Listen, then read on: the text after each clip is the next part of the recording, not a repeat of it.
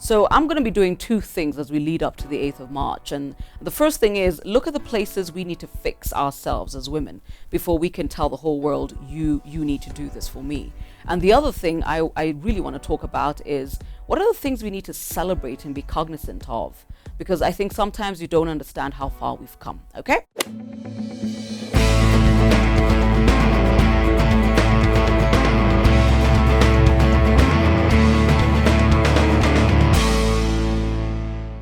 So on the 8th of March, we celebrate International Women's Day, and actually on the same day, we run the First Ladies Half Marathon for Beyond Zero. So the first thing I want to talk about is how we sabotage ourselves in our careers.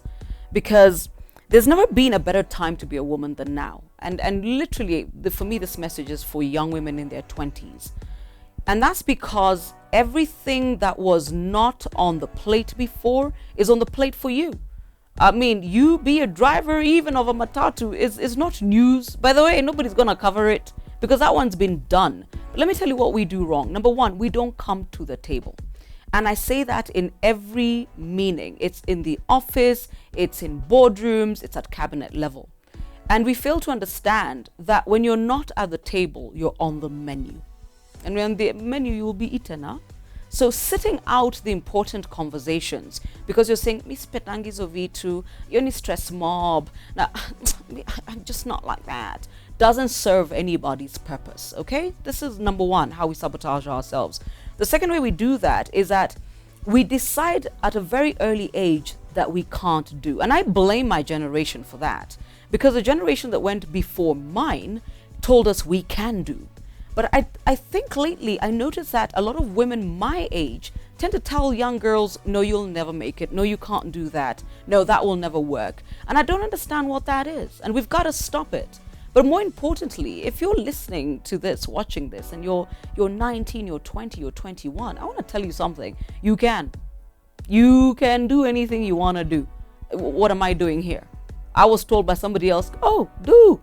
And I think it's very important you stop telling yourself you can't. And lastly, just for this segment, we've started placing the glass ceiling on other women. And that's annoying because there's a time we used to blame the men for putting a glass ceiling on our lives. Now, what's happened is there are women who now place a glass ceiling on other women. And so we've told you, ukifikapa imetosha. So you're like, so how much is enough? And we're sending very mixed signals to young girls. So you're first captain on a plane, or you are captain. But all of a sudden, you realize that, your aunties and your grandmother and your mother and other women are like, lakini watoto wako.